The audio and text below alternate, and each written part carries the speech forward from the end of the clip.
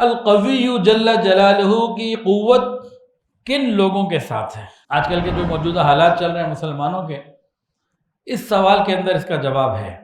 قرآن میں اللہ نے بتا دیا، اللہ فرماتے ہیں کتب اللہ لاغلبن انا ورسولی ان اللہ قوی عزیز۔ اللہ تعالیٰ لکھ چکا ہے، طے کر دیا ہے، اس کے لکھے ہوئے کوئی مٹا نہیں سکتا۔ صحیفے خشک ہو چکے ہیں، قلم توڑ دیے گئے، اس کے فیصلے اٹل ہیں۔ یہ اٹل فیصلے اللہ فرماتے ہیں کتب اللہ، میں لکھ چکا ہوں، اس میں کوئی تبدیلی نہیں ہو سکتی۔ لاغلبن انا ورسولی، یقیناً غالب رہیں گے، میں غالب رہوں گا اور میرا رسول، اور پھر آگے رسول کے ماننے والے۔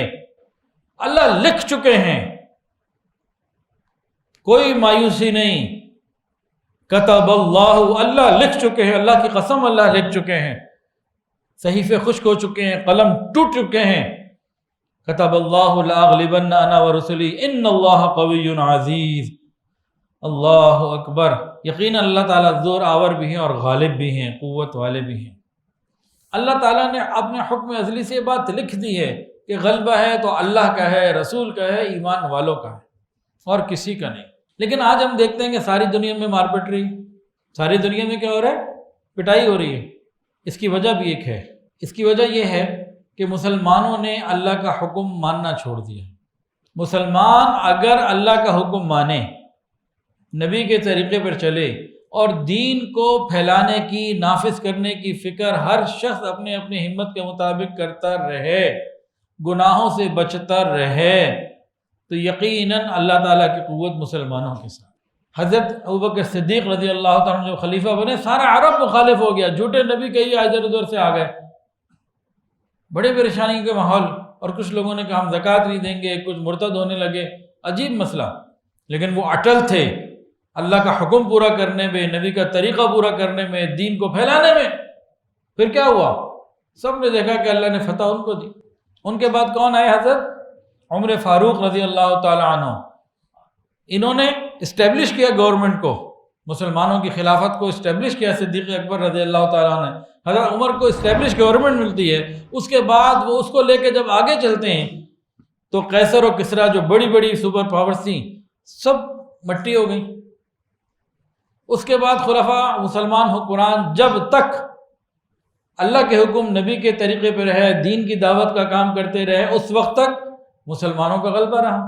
تو آج بھی ایسا ہی ہے، اللہ کا فیصلہ بدلتا نہیں۔ تو آج بھی جو لوگ دین پھیلانے والے ہوں، ان کے سامنے کو آگے کھڑا ہو، اللہ اسے پاش پاش کرتے ہیں۔ اللہ ہمیں بچائے کہ ہم کسی اللہ کے نیک بندے کے سامنے کھڑے ہوں، پاش پاش پھر اللہ کرتے ہیں، انفرادی طور پہ بھی اور اجتماعی طور پر بھی۔ پھر ہم دیکھیں اللہ تعالیٰ نے اپنے ماننے والوں کے ساتھ کیسی اپنی مدد کا پورا وزن ڈالا کہ کچھ بھی نہیں تھا، ساری دنیا کے بادشاہ بن گئے۔ اور جنہوں نے مخالفتیں کی تھیں، جنہوں نے انبیاء کو قتل کیا، انبیاء کرام کے ماننے والوں کو قتل کیا، اللہ نے کیسے انہیں رسوا کیا۔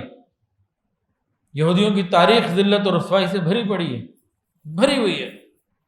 نمرود کو کیسے اللہ نے رسوا کیا، فرعون کو کیسے رسوا کیا، بدر کے میدان میں ابو جہل کو کیسے رسوا کیا۔ تو مسلمان بنے، دشمنوں کو اللہ رسوا کرنے کے لیے بہت کافی ہیں۔ اور یہ بات یاد رکھنے کی ہے، سچی حقیقت ہے کہ اللہ کے دشمن، مسلمانوں کے دشمن کبھی بھی عزت پہ جمے رہ نہیں سکتے۔ یہ جو ان کی عزت ہوتی بھی ہے نا، یہ وقتی اور دکھاوے کی ہوتی ہے، حقیقت میں یہ عزت نہیں ہے۔ اور مسلمانوں کو کفار کی کثرت، ان کے مال کی کثرت، ان کے اسلحے کی کثرت سے کبھی مرعوب بھی نہیں ہونا چاہیے کہ یا قویو ان کے ساتھ ہے۔ فکر کس کی کرنی چاہیے کہ یا قویو کی مدد اپنے ساتھ لے لیں۔ وہ کب ملتی ہے؟ پہلے زمانے میں جب مسلمانوں پہ کوئی حال آتا تھا نا، تو مسجدیں آباد ہو جاتی تھیں، اور کہیں کسی مسلمان ملک میں، علاقے میں کافر حملہ کرتے، مسلمانوں کو نقصان پہنچتا، تو دوسرے علاقے کے مسلمان کچھ نہیں اپنی تقریبات ہی سادہ کر دیا کرتے تھے، فضول خرچی ہی چھوڑ دیا کرتے تھے۔ آج ہم دیکھتے ہیں کہ مسلمانوں کی پریشانیاں ہی پریشانیاں ہیں۔ تو اس میں بھئی حالات موجودہ کے مطابق پہلی بات تو یہ کہ مایوسی کوئی نہیں، مایوسی قطعاً نہیں۔ یہ اللہ کا حکم ہے، کبھی حالات ایسے آتے ہیں، کبھی بدر میں فتح ہو جاتی ہے اور کبھی احد میں سید و شہداء بھی شہید ہوتے ہیں۔ موجودہ حالات میں اس بات کو یاد رکھ لیجئے کہ قیامت کے دن فتح تو مسلمانوں کی ہے ہی ہے، یہاں کوئی شہید بھی ہو گیا، کچھ بھی ہو گیا، قیامت کے دن تو عزت مسلمانوں کی ہے ہی ہے، ایک بات۔ اور صرف قیامت کا ادھار نہیں ہے، دنیا کے اندر بھی جو اس جنگ کا، ان معاملات کا انجام ہے، وہ یہودیوں کی، عیسائیوں کی ذلت اور رسوائی ہے، مسلمانوں کی فتح۔ جو انجام ہے نا وہ یہی ہے، اللہ کے نبی بتا گئے، اس انجام نے قریب آنا ہے۔ وہ جتنا اپنا ظلم بڑھا لیں گے، اپنے انجام کے قریب ہوتے ہوئے بڑھیں گے۔ ہمارے لیے کیا ہے؟ ہم کیا کریں؟ ہم دعا کریں، خوب دعا کریں، خوب دعا کریں، دعاؤں سے پیچھے نہ ہٹیں۔ دوسری بات، بے حیائی کے تمام کاموں سے بچیں۔